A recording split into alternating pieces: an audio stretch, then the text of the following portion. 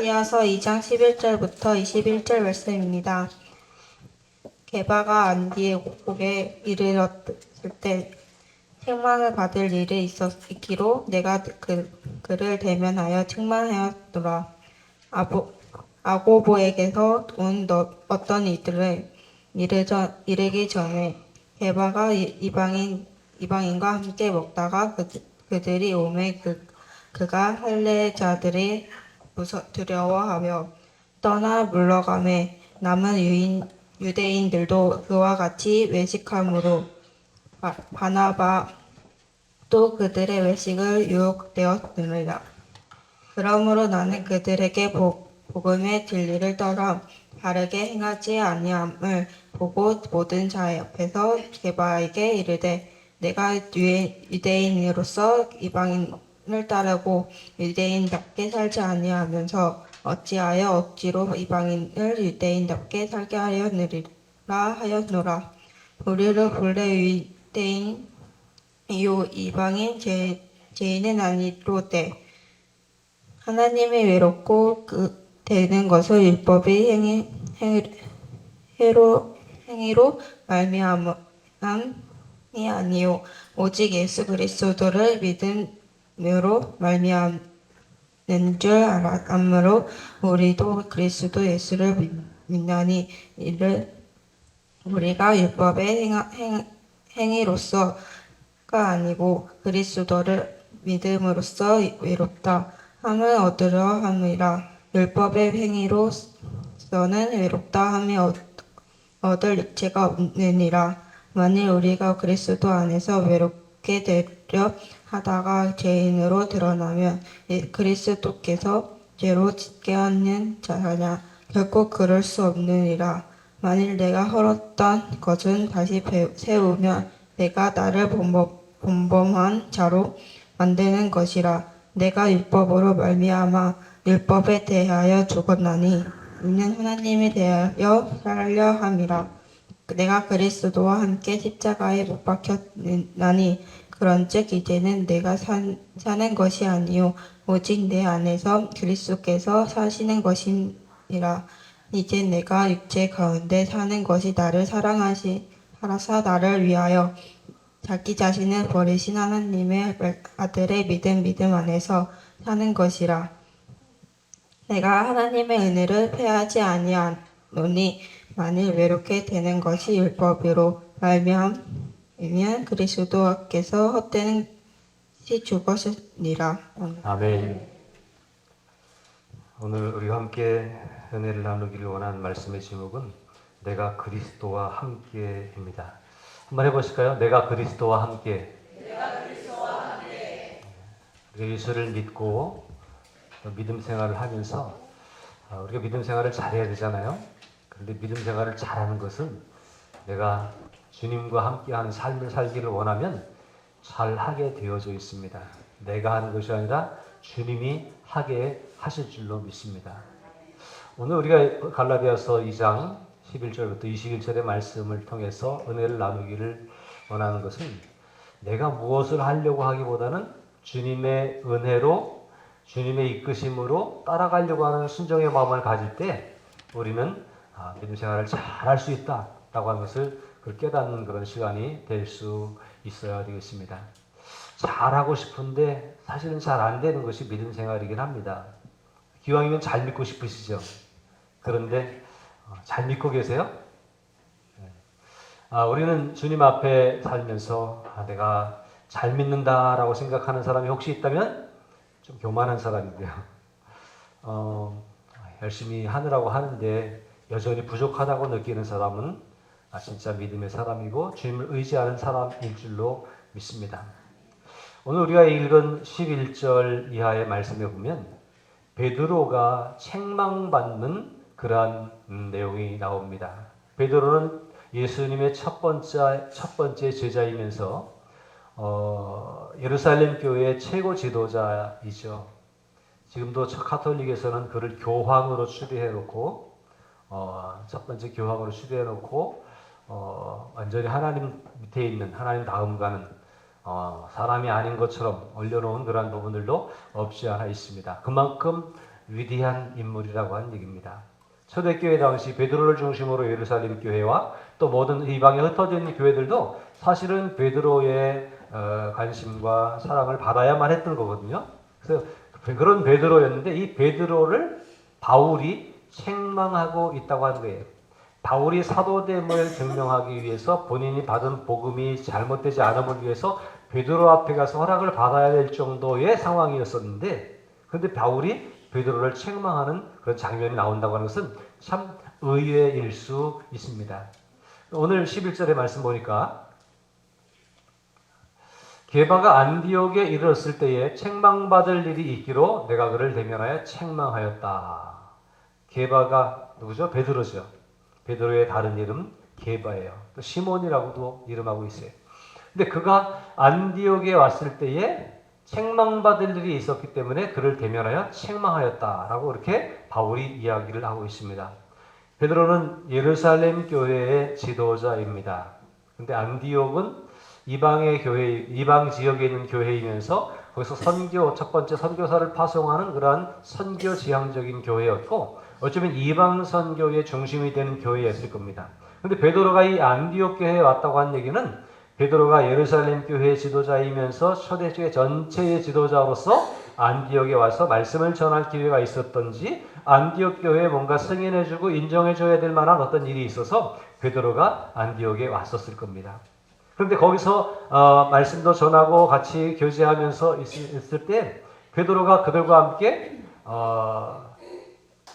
교제하고 음식을 먹고 교류하는 것들이 어색하지 않았어요. 왜냐하면 베드로는 이미 사도행전 10장에 보면 고넬료의 집에 하나님의 이끄심을 따라 갔을 때에 이방인들에게 성령이 임하는 것을 목격한 사람이거든요.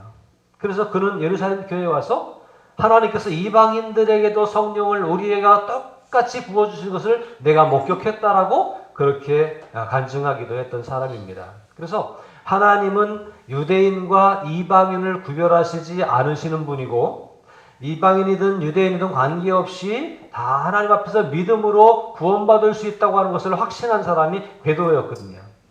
그래서 이 안디옥 교회에 와서 같이 교제하면서 함께 교류하고 있었는데, 그러다 보니까 같이 앉아서 음식을 먹는 일도 있고 그렇게 했지 않겠어요? 그런데 그때의 문제가 하나 발생합니다. 12절에 보면 야고보에게서 온 어떤 이들이 이르기 전에, 이 야고보는 베드로와 더불어서 예루살렘 교회를 이끌어갔던 예루살렘 교회의 지도자예요. 이 야고보는 예수님의 제자 야고보가 아니라 예수님의 동생이었던 야고보입니다. 예수님의 동생들이 예수님이 돌아가시기 전까지는 안 믿었거든요.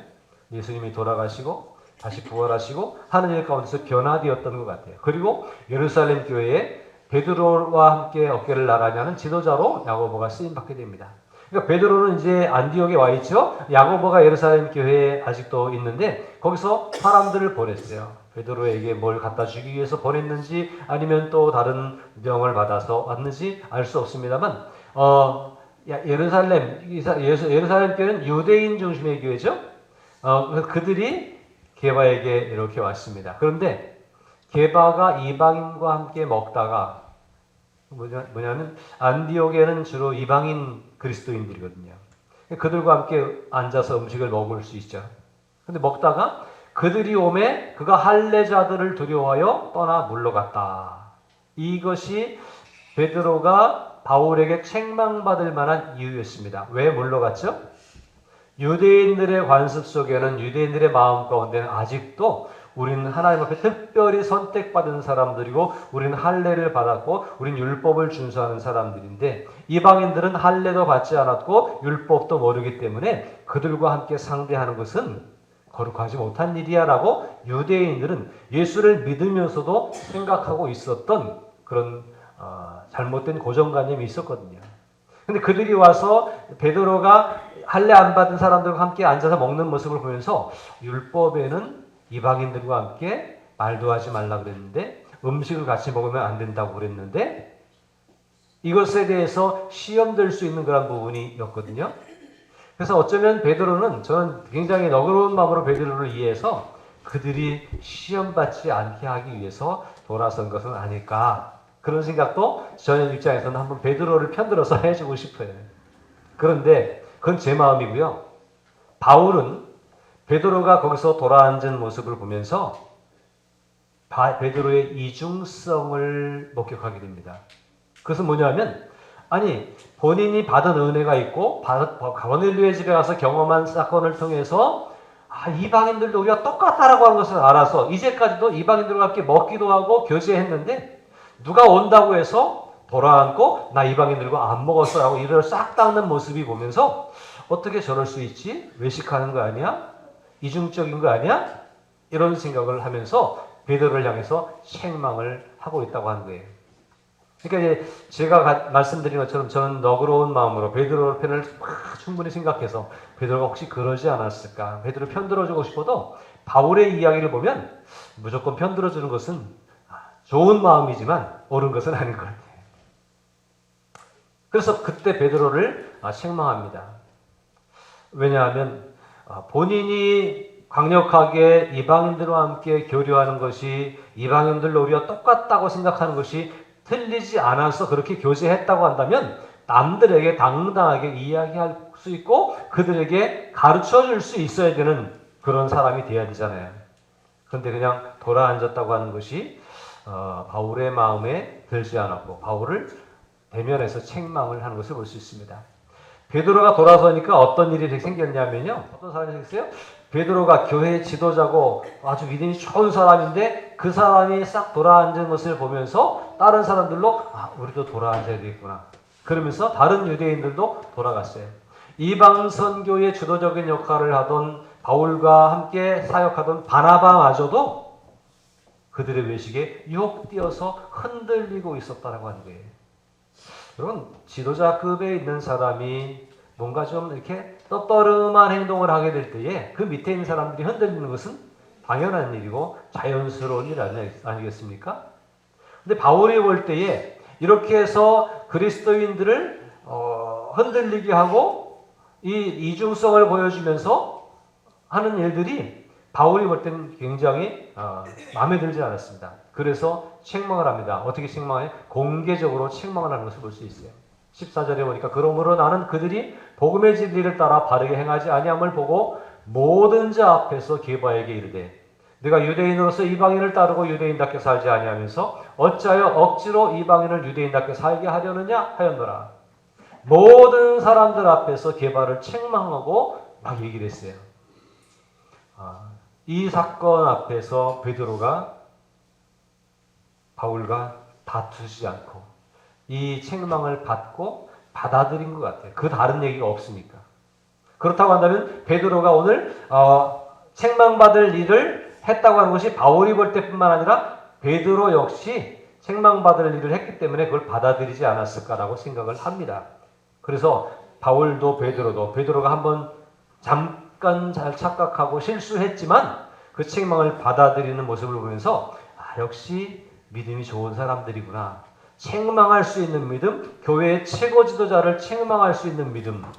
본인이 최고 지도자이고 본인이 가장 권위 있는 기독교계의 가장 권위 있는 위치에 있으면서도 그 책망을 받아들이는 모습을 보면서 이것 또한 우리들이 배워야 될 점이 아닌가 그런 생각을 합니다. 말하자면 지금 교회의 총회장 정도 되는 분을 제가 가서 막 야단을 치는 거예요. 그런데 그분이 받아들인다면 이 속에는 서로 진리에 대한 사모함이 있고 진리에 대한 바른 지혜가 있기 때문에 이것이 가능하다고 하는 얘기죠. 이렇게 책망할 수 있었던 것은 또 책망을 받아들일 수 있었던 것은 복음의 진리를 따르기 원하는 간절한 마음이 그들에게 있었기 때문이다라고 하는 것입니다. 복음의 진리. 열심히 우리가 예수를 믿고 열심히 신앙생활을 하려고 하는데 이 열심히 하는 모습들이 복음의 진리 안에서 이루어져야 된다고 하는 사실은 틀림없는 사실입니다. 근데 우리가 열심히 섬기려고 하는 모습 속에서 복음의 핵심, 진리를 잊어버리고 그럴 때가 종종 있어요. 특별히 오늘 저는 한국교회의 현실을 바라보고 우리들의 믿음의 모습을 보면서 저 또한 그렇습니다만 우리도 열심히 뭘 하면 하나님이 인정해 주시지 않을까? 우리 열심히 뭘 하면 하나님이 복을 더 주시지 않을까라고 기대하는 생각들이 틀리진 않는데 그렇다고 해서 글쎄 복음의 진리에는 위배될 수 있다고 하는 것, 이것을 저는 항상 생각하고 말씀을 드립니다. 여러분, 우리가 간절히 기도하면 들어주시고 살짝 기도하면 안 들어주실까요? 열심히 섬기면 기뻐하시고 조금 섬기면 안 기뻐하실까요? 그럴 것 같지 않으세요? 그냥 지나치는 듯이 기도하면 하나님이 너 그렇게 간절하지 않냐? 그 정도로 기도하냐? 그리고 무시해버리시고, 또 신앙생활 하는데 그냥 주일날 교회만 왔다 갔다 하고 별로 열심히 안 하면 하나님이 잊어버리시고 그러실 것 같으세요? 하나님은 그런 분이 아니라 하나님이 선택한 저와 여러분들에 대해서 한 번도 잊지 않고 우리를 향해 관심을 가지고 계시고 우리를 지켜보고 계시고, 물론 하나님은 우리를 잘 만들어서 쓰시길 원하시는 마음이 있지만 때를 기다리고 계시는 하나님이신 줄로 저는 믿습니다. 그렇다고 한다면 오늘 내가 좀 누구보다 덜 열심히 해도 여전히 하나님은 나를 인정하시고 사랑하고 계시다고 하는 사실에 흔들리지 않는 믿음을 가지고 있어야 돼요. 부자는 헌금을 많이 하지만 가난한 사람은 헌금을 조금 하잖아요. 하나님 누구 걸 받으시죠?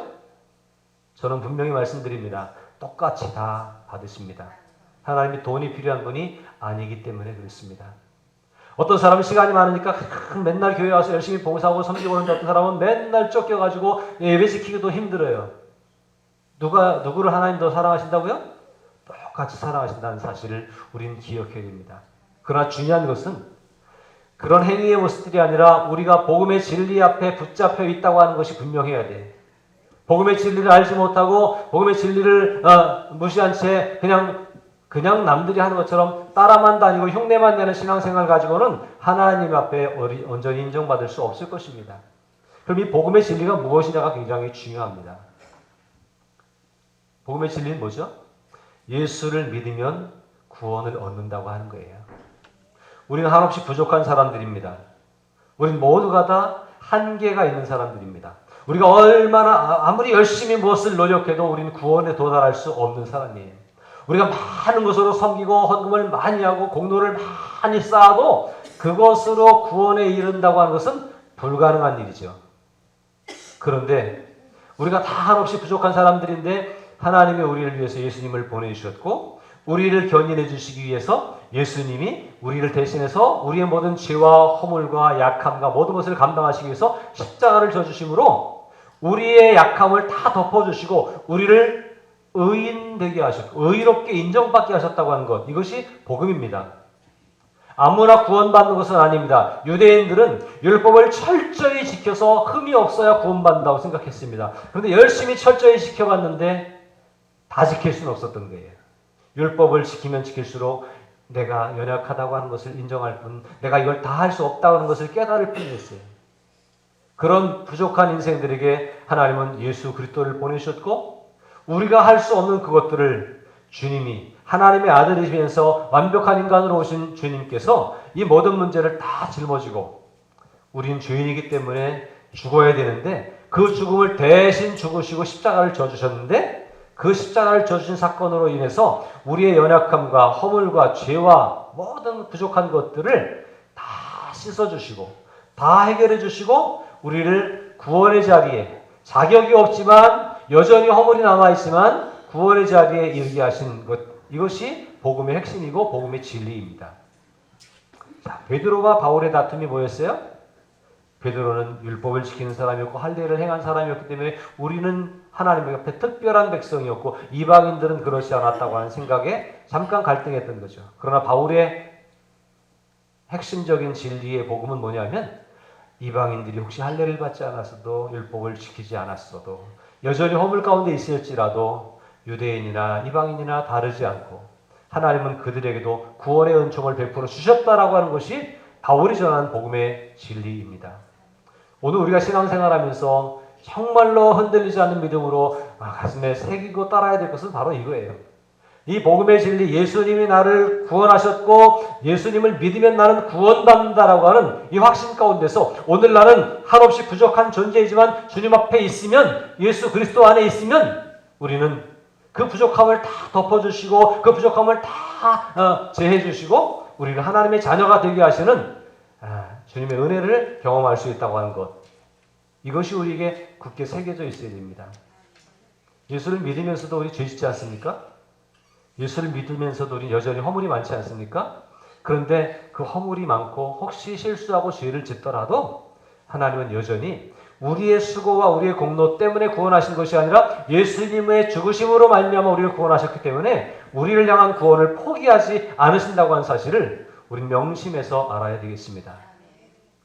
복음의 진리에 대해서 우리는 이렇게 이해해야 돼요. 뭐 공부를 많이 하고 무슨 특별히 무슨 자격증을 받고 그런 것이 아니라 예수님이 나를 위해 죽으셨고 그 예수님의 죽으심을 인정하고 예수님을 믿으면 나는 구원을 받는다고 하는 믿음의 확신을 가지는 것, 이것이 다른 어떤 조건과 그런 것 없이 예수를 믿는다고 하는 한 가지만으로 구원받을 수 있다고 하는 것, 이것이 복음의 핵심이고 복음의 진리인 것을 마음에 깊이 새기시기를 주님의 이름으로 축복합니다. 사람이 의롭게 되기 위해서 뭘 해야 된다고 생각하는 사람들이 많아요. 사실 우리가 섬기면서 교회를 섬기고 신앙생활 하면서도 잘하고 싶잖아요. 또 잘해야 된다고 생각해요. 또 잘하라고 목사님들이 얘기도 하고 또 이렇게 때로는 어떤 사명을 위해서 사역을 위해서 불러내기도 하고 그렇습니다. 잘해야 됩니다.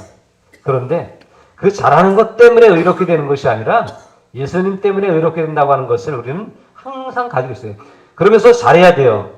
그런데 그 잘하는 마음이 내 마음이 아니라 주님이 주시는 마음이 되었으면 좋겠습니다.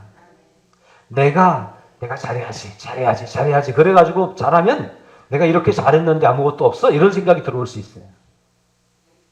그러나 나는 여전히 부족한데 하나님 앞에 겸손히 엎드리는데 주님이 뭔가 자꾸 충동을 주시고 감동을 주시고 성령을 보내주셔서 뭔가 하게 하시고 이게 주님이 주시는 마음이구나. 그러고 순종해서 하면 주님이 주신 마음으로 주님이 시켜서 주님이 주신 힘으로 감당했기 때문에 내가 자랑할 게 없잖아요. 이런 믿음이 우리 가운데 정말 필요하다고 하는 사실입니다. 사람이 이렇게 되기 위해서는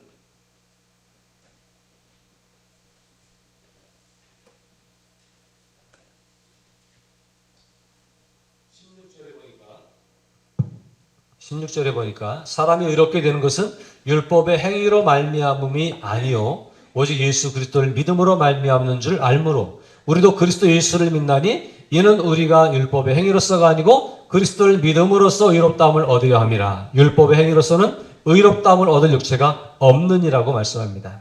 여기 보면 두 가지가 상반되는 게 있는데 율법의 행위로 말미암음이 아니라고 하는 율법에 대한 얘기가 계속 나옵니다. 또 중간에 보면 율법의 행위로서가 아니고라고 하는 말이 나옵니다. 맨 끝에 보니까 율법의 행위로서는 의롭다함을 얻을 육체가 없다라고 말합니다. 뭘 한다고 우리가 뭘 잘한다고 율법을 지킨다고 해서 의롭게 될 수는 없다고 하는 얘기예요. 그런데 또 반대로 빨간 표시하는 데 보니까 오직 예수 그리스도를 믿음으로 된다는 거예요. 그리스도 예수를 믿는 그 믿음 때문에 그리스도를 믿음으로써 우리는 의롭게 될 수 있다고 하는 것을 성경은 강력하게 말씀하고 있습니다. 왜 신앙생활하면서 착각하지 않았으면 좋겠습니다. 목사가 됐으니까 구원받는 게 아니라 예수를 믿으니까 구원받는 거예요. 여러분들이 예수를 10년 믿고 20년 믿고 평생 예수를 믿었기 때문에 구원받는 것이 아니라 예수를 믿는 그 순간 구원받은 것이고 그 믿음이 흔들리지 않는다면 내가 예수 그리스도를 통해서 구원을 받는다고 하는 믿음의 확신을 가지고 있으면 그것 때문에 우리는 구원받는 거예요. 오직 율법의 행위나 어떤 수고와 공로로가 아니라 오직 믿음으로 구원받는다고 하는 사실에 흔들리지 않을 수 있는 그런 저와 여러분들이 되어야 되겠습니다. 17절입니다. 만일 우리가 그리스도 안에서 의롭게 되려 하다가 죄인으로 드러나면 그리스도께서 죄를 짓게 하는 자냐? 결코 그럴 수 없느니라. 이미 우린 예수를 믿음으로 그리스도 안에 있는 줄로 믿습니다. 그리스도 안에 있죠? 예수님이 우리의 구주가 되시고 예수님이 우리의 생명을 인도하고 계시죠? 삶을 인도하고 계시죠? 그런데 우리는 죄를 짓습니까? 안 짓습니까? 죄 안 짓는 분 있으십니까? 실수하지 않는 분 있습니까? 예수 믿는데 예수님이 우리를 품어주셨고 예수님이 우리를 이끌어주시는데도 여전히 우리에게는 아직도 연약함이 있어서 죄를 지을 때가 있어요. 그러나 죄를 지었다고 해서 그것 때문에 큰 문제가 되는 건 아니에요. 왜냐하면 우리의 모든 죄를 짊어지시고 우리 모든 죄를 용서해 주신 주님이 우리의 주님이시기 때문에 우리는 혹시 실수해도 또 용서해 주실 것이고 우리가 깨닫고 회개하면 주님께서는 다 덮어주실 것이기 때문에 우리는 문제가 되지 않는다는 거예요. 그런데 예수 안에 있으면서 죄를 짓는다? 예수님이 부족해서 나를 간섭해 주지 못했었는가? 이렇게 생각하면 안 된다고 하는 거죠. 예수님께서 그리스도께서 죄를 짓게 하는 자가 결코 아니라고 말씀합니다. 18절에 만일 내가 헐었던 것을 다시 세우면 내가 나를 범법한 자로 만드는 것이라고 말합니다. 이 말씀 잘 기억해야 됩니다. 내가 헐었던 것은 뭐예요? 바울도 사실은 율법을 지키기 위해서 무단히 노력했던 사람입니다. 유대인 중에 유대인이었고 할례를 받았고 또 율법을 지키기 위해서 누구보다 열심을 냈던 사람이었어요. 그런데 그것으로는 구원의 자리에 이를 수 없다고 하는 것을 깨닫고 예수님을 만난 이후에 예수님이 나의 구주이심을 믿고 그 믿음으로 회복된 후에 사람의 수고와 노력이 아무것도 아니구나라고 하는 것을 깨닫고 새로운 믿음의 삶을 세워가고 있었어요. 그런데 과거의 율법의 행위로 할례를 받음으로 이런 생각들을 헐어버리고 오직 믿음으로라고 생각했는데 이것을 다시 끄집어내서 그래도 이것도 해야 되지 않아? 그래도 이것도 지켜야 되지 않아? 이렇게 하면 이것은 다시 죄인 되게 하는 일이라는 거예요. 잘 들어보세요. 율법을 지키면 지킬수록 자신이 죄인임을 깨달을 수밖에 없습니다. 왜냐하면 완벽하게 지킬 수가 없기 때문에 그렇습니다. 그런데 바울이 그것이 하다 안 됐는데 예수님이 한 번 해주신 사건으로 구원의 기쁨이 확 몰려오는 것을 알았고 주님이 나를 잊도록 사랑하셔서 구원을 주셨구나라고 하는 것을 알았습니다. 그런데 지금 아직도 유대인들 가운데는 그래도 예수를 믿으면 잘해야 되잖아. 그래도 예수를 믿으면 이것도 해야 되고 저것도 지켜야 되잖아. 이런 생각을 가진 사람들이 적지 않게 있었고요. 오늘 교회 안에도 많이 있습니다. 꼭 오늘 주일 한번 빠지면 구원 못 받을 것 같은 생각을 혹시 하십니까? 제가 주일을 빠져도 된다고 말씀드리는 건 아니에요. 가능하면 지키십시오. 그런데 주일 한번 빠졌다고 구원 못 받는 것은 아니라고 하는 사실에 대해서 우리가 명백하게 가지고 있어야 돼요. 11조 한번 떼먹었다고 주님이 확 버리실까요? 아니에요. 주님은 여전히 우리를 사랑하시고 우리가 그렇게 연약한 물질에 연약한 존재인지 주님은 알고 계세요. 그러니까 또 다 덮어주실 거예요. 무슨 말씀을 드리냐면 우리의 어떤 수고와 행위가 우리를 구원하는 것이 아니라 주님의 사랑이 우리를 구원하신다고 하는 사실이고 주님은 우리가 완벽해서 사랑하시는 것이 아니라 우리가 여전히 부족하고 허물 많은데도 사랑하고 계시다고 하는 사실이에요. 주님을 위해 뭔가 많이 할 수 있는 사람만 주님이 부르셔서 일꾼 삼으시는 것이 아니라 부족하고 한없이 연약한 사람도 주님은 부르셔서 일꾼 되게 하시면 그 부족함을 다 커버해 주시고 큰 일을 감당하게 하시는 능력의 주님이신 줄로 믿습니다. 저는 늘 그런 마음으로 목회를 하고 여러분 앞에 설 때도 그렇습니다. 제가 뭘 할 줄 알거나 제가 어떤 능력이 있어서가 아니라 주님이 나를 부르셨기에 주님이 나를 사용하시기에 할 수 있다라고 하는 믿음을 가지고 있습니다. 제가 처음 주님의 부름을 받고 처음 목회지에 뛰어들 때에 고백한 것이 그거예요. 주님께서 저한테 물으시더라고요. 내가 나를 사랑하느냐? 사랑합니다 라고 했더니 그럼 할 수 있다는 거예요. 여러분 주님을 사랑하시기 바랍니다. 주님을 사랑하면 부족하지만 우리가 허물이 있지만 주님은 우리에게 할 수 있게 하시는 것입니다. 그래서 우리가 자꾸 이것도 해야 되고 저것도 해야 되고 내가 부족한 게 너무 많은데 이런 것에 얽매이지 마시고요. 자유로워지시기 바랍니다. 주님은 우리를 똑같이 사랑하시고 우리를 주님의 일꾼으로 사용하시기를 원하시고 있습니다. 그래서 이 말씀을 우리가 알아야 돼요. 내가 그리스도와 함께 있다고 하는 사실을 잘 알아야 돼요. 내가 믿음 생활하는 게 아니라 주님이 나를 믿음 안으로 불러들이셨고 믿음을 우리가 쟁취한 겁니까? 하나님이 선물로 주신 겁니까? 선물로 받은 거예요. 다른 종교들의 신앙은 내가 1,000번제를 드렸기 때문에 삼보일배를 했기 때문에 내가 무슨 지성을 드렸기 때문에 이렇게 얘기할 수 있어요. 다른 종교는 그래요. 그런데요 우리가 알다시피 그렇게 열심히 해도 맨날 그 모양 그 꼴이잖아요. 그런데 우리 기독교 신앙은요 우리는 아무것도 할 줄 모르는 사람들인데 여전히 죄인이고 아주 버림받을 수밖에 없고 지옥 갈 수밖에 없는 존재인데 하나님이 우리를 사랑하셔서 찾아오셨고 믿음을 선물로 주셨어요. 우리가 예수님을 주라고 고백할 수 있게 된 것은 하나님의 특별한 은혜인 줄로 믿습니다. 한번 해보세요. 주여. 이 주가 누구시죠? 오늘 아침에 열왕기상을 묵상하다 보니까 아합 왕이 베나닷 왕에게 내 주여 그러더라고요. 세상에 힘 있는 사람을 내 주로 삼고 세상에 권력을 내 주로 삼고 물질을 내 주로 삼고 살아간 사람들이 참 많습니다. 그러나 우리가 고백하는 주는 예수 그리스도이신 줄로 믿습니다. 그 예수 그리스도를 믿고 따르는 믿음이 우리가 어떻게 만든 게 아니라 주님이 우리에게 그런 마음을 주셨기 때문에 가능한 거예요. 그러므로 우리가 주님 안에서 살아가는 겁니다. 우리가 믿음 생활하는 것은, 기도하는 것은, 말씀 듣는 것은, 그리고 우리가 뭔가 섬기고 충성하고 봉사하는 것은 주님이 내 안에 계셨고 내가 주님 안에 있고 주님이 나를 그렇게 일하게 하시기 때문에 가능한 거예요.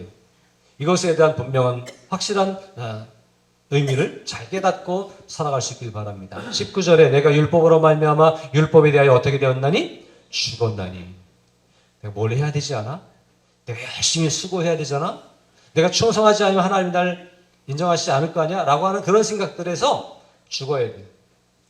내가 뭘 해서 구원을 받는다고 하는 생각을 버릴 수 있어야 됩니다. 그 생각도 내 의로움과 내 어떤 열정과 이것도 십자가에 못 박아 죽게 하는 것이, 그것이 믿음입니다.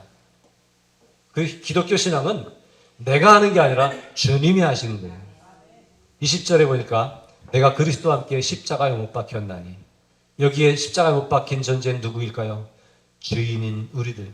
뭔가 내가 해야 된다고 생각했던 그 교만함과 또 내가 뭔가 수고를 해야 된다고 하는 그 잘못된 생각들, 이런 것까지 십자가에 다 못 박아 죽게 하는 거예요. 우리의 과거의 옛사람은 모두 다 십자가에 못 박아 죽게 하는 것, 그것이 믿음입니다. 주님이 죽으신 것은 그냥 죽으신 것이 아니에요. 우리를 위해 죽으신 거예요. 내가 적어도 이 정도는 해야 되지 않아? 라고 생각한 그 생각도 거기에 못 박을 수 있어야 돼요. 주님 앞에 온전히 의지해서 십자가에 못 박혔나니 그런 적 이제는 내가 사는 것이 아니에요. 지금 살아있지만 내가 사는 것이 아니라 오직 내 안에 그리스도께서 사시는 것입니다. 제가 목회자로 쓰임받을 수 있는 것은 제가 공부했기 때문에가 아니라 경험을 많이 했기 때문에가 아니라 그동안 수고를 많이 했기 때문에가 아니라 주님이 나를 사용하시기 때문이라고 하는 것이 저에겐 변함없는 믿음입니다. 여러분을 하나님이 여기 앉혀주신 것은 여러분들이 착해서가 아니라 여러분들이 선해서가 아니라 하나님이 여러분들을 선택하셨고 사랑하셔서 때마다 불러주시기 때문에 여기에 있을 수 있다고 하는 사실이에요. 내 안에 그리스도께서 사시는 것이라고 고백하면서 믿음으로 그렇게 살아갈 수 있기를 바랍니다. 이제 내가 육체 가운데 사는 것은 나를 사랑하사 나를 위하여 자기 자신을 버리신 하나님의 아들을 믿는 믿음 안에서 사는 것이라. 우리가 사는 것은 어디서 사는 거라고요? 믿음 안에서 사는 거예요. 이 믿음은 내가 뭘 하면 될 거야 라고 하는 의지적인 믿음이 아니라 주님이 나를 구원해 주셨다라고 하는 주님이 나에게 주신 선물인 믿음, 그 믿음 안에서 우리는 살아가게 된다고 하는 사실입니다. 믿음 안에 살아가시길 주님의 이름으로 다시 한번 축복합니다.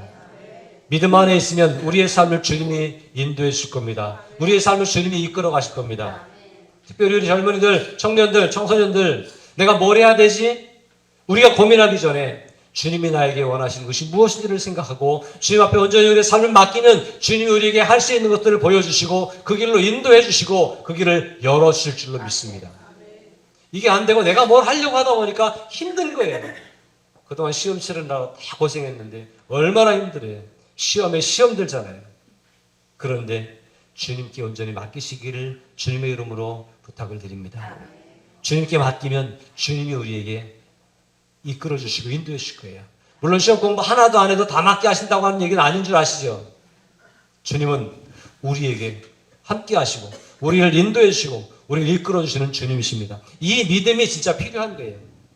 세상에서 우리가 뭔가를 해야 되는데 우리가 하는 게 아니라 주님이 주시는 마음으로 하는 거예요. 주님이 주시는 능력으로 하는 거예요. 이제 우리는 믿는다고 하는 것은 주님 안에 그냥 들어가는 거예요. 주님께 우리 인생을 맡기는 거예요. 그러면 주님께서 우리를 통해서 역사하실 줄로 믿습니다. 21절 내가 하나님의 은혜를 패하지 아니하노니. 그래서 뭐라 그래요? 이것을 은혜라고 말하는 거예요. 우리가 뭘 해야 될 것 같은데 아니에요. 아무것도 못했는데도 여전히 허물이 많은데도 죄가 있는데도 하나님이 우리를 선택하셨어요. 하나님이 우리를 구원해 주셨어요. 하나님이 우리를 통해서 놀라운 계획을 가지고 오시고 그 계획을 통해서 우리를 통해 일하실 거예요. 우리가 뭘 하는 게 아니라 주님이 우리를 통해 일하시면 우리가 하나님의 은혜에 쓰임받는 일꾼이 될 수 있는 거예요. 우리가 하는 게 아니라 주님이 하시는 거예요. 그래서 모든 일 앞에 우리가 부족해도 우리가 어떤 일을 했어도 은혜라고밖에 말할 수 없는 거예요. 오직 하나님의 은혜입니다. 다음 주일이 추수감사주일인데 하나님의 은혜를 이렇게 기억할 수 있길 바랍니다. 모든 것이 주님의 은혜입니다. 주님이 우리를 지나오게 하셨고 주님이 우리에게 이 모든 것들을 얻게 하셨고 우리 손에 아무것도 없었는데 주님이 가지게 하셨고 주님이 여전히 우리를 사랑하고 계시고 어쩌면 아무것도 없고 경기가 안 좋아서 다 힘들고 어려워도 그래도 주님은 우리를 포기하지 아니하시고 쓸모없다고 하지 아니하시고 우리를 사랑하고 계시고 여전히 축복하고 계시다고 하는 사실을 믿는 믿음 안에서 하나님의 은혜를 떠올릴 수 있는 그런 우리 모두가 될 수 있기를 바랍니다. 다시 한번 마지막으로 당부드립니다. 우리가 뭘 할 수 있는 것이 아니라 우리가 주님 안에 있으면 주님이 우리를 통해서 일하신다고 하는 명확한 믿음의 진리, 복음의 진리를 잊지 마시기를 바랍니다. 복음 안에서, 믿음 안에서 승리할 수 있기를 주님의 이름으로 축복합니다.